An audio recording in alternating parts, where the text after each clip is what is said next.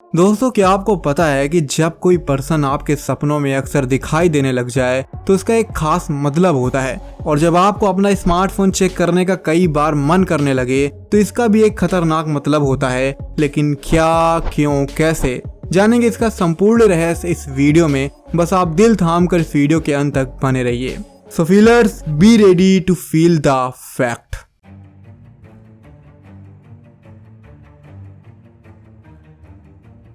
Number 4, triple T.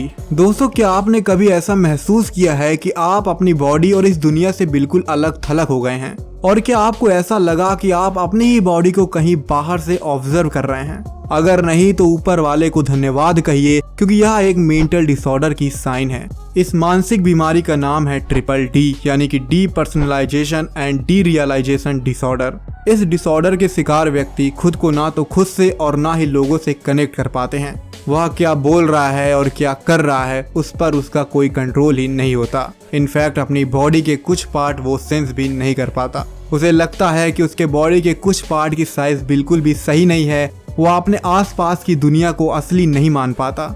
उसे past की घटनाएं ऐसी लगती है कि जैसे वह अभी हुई हैं, और जो घटनाएं अभी हुई है उसे ऐसा लगता है कि वो बहुत पहले ही हो चुकी है। यानी कि वह समय को भी सही से अनुभव नहीं कर पाता।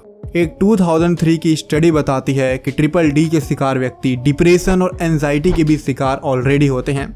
इसलिए सही वक्त पे किसी प्रोफेशनल साइकोलॉजिस्ट से इनका इलाज कराया जाए तो ये आसानी से ठीक हो सकते हैं। हालांकि दोस्तों, कभी कभी दुनिया से खुद को अलग मानकर वैरागी समझ लेना काफी नॉर्मल है। इसलिए कभी कभार होने पर आप इसे ज्यादा सीरियसली मत लीजिए। ऐसी कंडीशन में आप थोड़ा बर्फ के साथ खेल सकते हैं, थोड़ा डांस कर सकते हैं, गाना सुन सकते हैं या कुछ भी मजेदार काम आप कर सकते हैं। Number 3, idea of progress. दोस्तों, अगर आपको अभी अपनी लाइफ में मोटिवेशन की कमी लगती है और आप इस वजह से अपने काम पे ज्यादा एफर्ट नहीं डाल पा रहे, तो आपको ये ब्रेन साइकोलॉजी समझनी चाहिए कि जब भी आपके पास प्रोग्रेस यानी कि कुछ बड़ा करने का कोई प्रैक्टिकल आइडिया होता है, तब अचानक आपका ब्रेन पूरी तरह से एक्टिवेट हो जाता है। और ऐसे में काम कितना बड़ा या मेहनत वाला ही क्यों ना हो, आप सभी चैलेंजेस का सामना आसानी से कर लेते हैं। आपने देखा होगा कि जब आप कोई फाइल या वीडियो इंटरनेट से डाउनलोड कर रहे होते हैं, तब अगर डाउनलोडिंग का परसेंट धीरे धीरे भी बढ़ रहा होता है, तब भी आपके पास इतना पेशेंस आ जाता है कि आप उसका वेट करने लग जाते हैं। ऐसा इसलिए होता है क्योंकि आपके ब्रेन को लगने लगता है कि यार धीरे ही सही, कम से कम ये प्रोग्रेस तो कर रहा है। और दोस्तों, बिल्कुल आपको अपनी लाइफ में भी ऐसा करना है। एक जगह पे रुके रहने से कुछ नहीं होगा, आप धीरे धीरे आगे बढ़ते रहिए।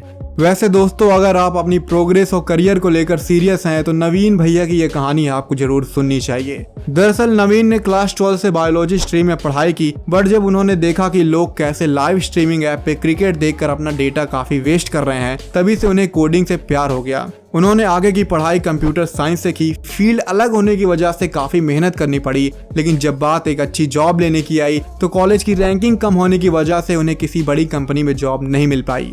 लेकिन तभी अचानक नवीन भैया को पता चलता है री लेवल के बारे में, जहाँ पे उन्होंने एक फ्री का टेस्ट क्वालिफाई किया और गोल्ड सेतु में सॉफ्टवेयर इंजीनियर बन गए। और इनके पापा के साथ इनकी होर्डिंग आपको पूरे इंडिया में दिख जाएगी। दोस्तों, ये तो बस री लेवल का एक अचीवर की कहानी है। आप भी अपने मनपसंद का कोई भी एक टेस्ट देकर एक बढ़िया जॉब पा सकते हैं। री लेवल ने अब तक 60 करोड़ वर्ष से भी ज्यादा की नौकरियां बच्चों की लगवाई हैं। पिछले महीने 300 प्लस ऑफर दिए गए, जो कि इंडिया में एक रिकॉर्ड बन गया। अब तक 6.5 लाख से भी ज्यादा बच्चों ने री लेवल का टेस्ट दिया है और उनकी होर्डिंग्स आपको अक्रॉस इंडिया में दिख जाएगी।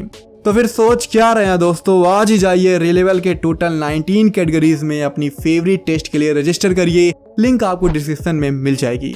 Number 2, smartphone use. दोस्तों, क्या आपने कभी ये नोटिस किया है कि आप दिन में कितनी बार और किस वजह से अपने फोन को चेक करते हैं?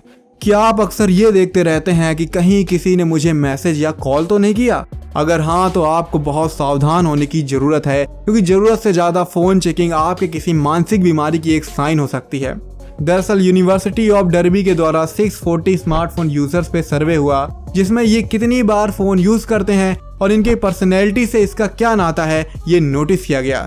इस सर्वे में देखा गया कि जो लोग एंजाइटी के शिकार होते हैं वो फोन का यूज अपनी थेरेपी की तरह करने लग जाते हैं, और कैसे उनका पूरा दिन फोन में निकल जाता है उनको पता भी नहीं चलता। इनफैक्ट जिन लोगों में एनर्जी की कमी होती है और जो मेहनत से दूर भागते हैं, ऐसे लोग भी स्मार्टफोन का यूज काफी ज्यादा करते हैं। इसलिए दोस्तों इस फोन यूज की साइकोलॉजी को समझिए, और अगर आपको लगता है कि आपका कोई छोटा भाई या बहन या कोई दोस्त दिन भर फोन में ही लगा रहता है या बात बात पे अपने पॉकेट से फोन को निकाल लेता है, तो उससे पर्सनली मिलिए और ये जानने की कोशिश करिए कि उसके दिमाग में आखिर चल क्या रहा है, कहीं उसे कोई मेंटल प्रॉब्लम तो नहीं। Number 1 person in dream. दोस्तों अक्सर लोगों का हमारे सपनों में आना काफी नॉर्मल है, लेकिन कभी कभी ऐसा भी होता है कि कोई एक पर्सन ही हमारे सपनों में बार बार रिपीट होने लगता है। हो सकता है कि आप उस पर्सन को लगभग भूल गए हों या भूलने की कोशिश कर रहे हों, लेकिन अचानक उसका आपके ड्रीम में आना या लगातार आते रहना उससे जुड़ी आपकी सारी यादें ताजा कर देती है। ऐसे सपने आपको काफी एक्साइटमेंट भी दे सकते हैं और काफी डिप्रेस भी कर सकते हैं। इन सपनों को लेकर आपके दिमाग में कई तरह के सवाल उठ सकते हैं, जैसे कि इस सपने का आखिर मतलब क्या है, क्या वो पर्सन भी मुझे याद कर रहा होगा या फिर यह ब्रह्मांड का कोई इशारा है। दरअसल दोस्तों ये सवाल आपको जितना सिंपल लगता है, इसका जवाब उतना ही कॉम्प्लेक्स है। कई साइकोलॉजिस्ट का मानना है कि ड्रीम्स के थ्रू हमारा सब कॉन्शियस ब्रेन हमसे कम्युनिकेट करने की कोशिश करता है। इसलिए अगर कोई ऐसी डिजायर जो हमारी जिंदगी में है और हम जिसे वास्तव में पूरा नहीं कर पाते, तो हम उसको ड्रीम्स में कंप्लीट करने की कोशिश करने लग जाते हैं। हो सकता है कि जिस पर्सन को आप ड्रीम में बार बार देख रहे हो वो आपका कोई क्रश हो, कोई एक्स हो जिससे आप पहले बहुत प्यार करते थे, या कोई ऐसा रोमांटिक पार्टनर जिससे आप अब भी प्यार कर रहे हैं लेकिन किसी वजह से वो आपसे दूर है। ऐसे पर्सन से ड्रीम में मिलकर आप अपनी उन अधूरी चाहतों को पूरा करना चाहते हैं जो आप वास्तविक जिंदगी में नहीं कर पा रहे हैं। हो सकता है कि आप और उस पर्सन के बीच ऐसी कोई गलतफहमी या प्रॉब्लम है जो अभी तक सॉल्व नहीं हो पाई है, इसलिए ड्रीम में आप उससे मिलकर अपनी सभी इमोशनल तकलीफों को खत्म करने की कोशिश करते हैं। हो सकता है कि उस पर्सन के बिना आपको काफी खाली या अकेलापन महसूस होने लगा है और अपनी जिंदगी के इस खालीपन को भरने के लिए आपका ब्रेन उस पर्सन को सपने में बार बार देखना चाहता है। कुछ मनोवैज्ञानिकों का मानना है कि हमारा सब कॉन्शियस ब्रेन यानी कि अवचेतन मन हमेशा हमें सेफ रखना चाहता है, इसलिए उस पर्सन को ड्रीम में दिखाकर वो हमें ये बतलाना चाहता है कि वह पर्सन हमारे साथ है, और जब कोई पर्सन हमारे साथ होता है तो हम अल्टीमेटली सेफ महसूस करने लग जाते हैं। हालांकि दोस्तों अगर साइंस के सिद्धांतों से बाहर निकला जाए तो स्पिरिचुअल एनर्जी के कॉन्सेप्ट से हम ये भी कह सकते हैं कि अगर कोई पर्सन आपको बहुत ही गहराई और शिद्दत से याद कर रहा है तो उसका आपके सपनों में आना स्वाभाविक हो जाता है। हालांकि इसका कोई साइंटिफिक प्रूफ तो नहीं है, बट अगर वह आपको देखते ही स्माइल करे या कभी गलती से कॉल कर दे तो इस बात की संभावना ज्यादा है कि वो भी आपको याद कर रहा है। मेरा मानना है दोस्तों कि इस पर ज्यादा सोचने विचारने की जगह अगर हम सीधा उस पर्सन से कांटेक्ट करके ही पूछ लें तो इसमें कोई नुकसान नहीं है। इससे हमें एक क्लियरिटी मिलेगी और हम जिंदगी में आसानी से आगे बढ़ सकेंगे। हालांकि इससे रिजेक्शन जैसे पेन का सामना करना पड़ सकता है, बट कोई बात नहीं, कुछ पाने के लिए कुछ खोना तो पड़ेगा ही। वैसे दोस्तों इस मुद्दे पे आपकी क्या राय है प्लीज कमेंट बॉक्स में जरूर बताइएगा, और अगर आपकी इस वीडियो से वैल्यू मिलती है तो इस वीडियो को लाइक और अपने दोस्तों के साथ शेयर करना बिल्कुल भी मत भूलिएगा, और ऐसे ही वैल्यूएबल वीडियोस के लिए सब्सक्राइब का बटन दबा के नोटिफिकेशन जरूर ऑन कर दीजिएगा। बहुत बहुत धन्यवाद। जय हिंद।